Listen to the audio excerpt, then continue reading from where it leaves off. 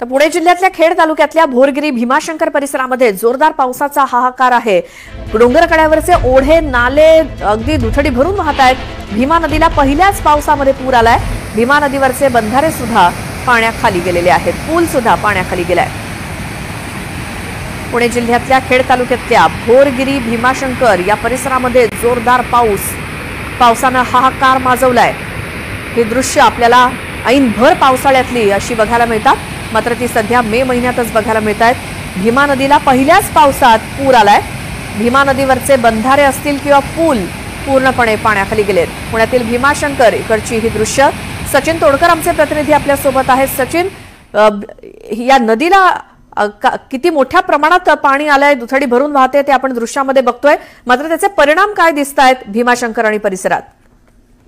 खरं तर भीमाशंकर आणि भोरगिरी हा डोंगरी परिसर आहे, भीमाशंकर अभयारण्य आहे। या परिसरामध्ये नेहमीच जास्त पाऊस होत असतो, मात्र आता जो सध्या पाऊस सुरू आहे संपूर्ण रात्रभर हा पाऊस पडलाय आणि रात्रभर हा पाऊस पडल्यामुळे या भागामधील सर्व शेतशिवारे असतील, भात काचरे असतील ही पूर्णपणे पाण्याने भरून गेलेत। पावसाचं पाणी जे आहे हे शेतकऱ्यांच्या घरामध्ये शिरलंय।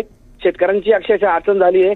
सकाळी उठल्यानंतर शेतकऱ्यांना त्यांच्या ओटा असेल किंवा घर असेल, गोठा असेल यातलं पाणी बाहेर काढावं लागतंय। जनावरांनाही या पाण्याचा मोठा फटका बसलाय। जनजीवन पूर्ण विस्कळीत झालंय। स्टुडिओ बरोबर सचिन, धन्यवाद या माहितीसाठी। भीमाशंकर आणि परिसरात जनजीवन विस्कळीत झालंय भीमा नदीनं, कारण धोक्याची पातळी ओलांडली आहे आणि हे अक्राळ विक्राळ रूप भीमा नदीचं।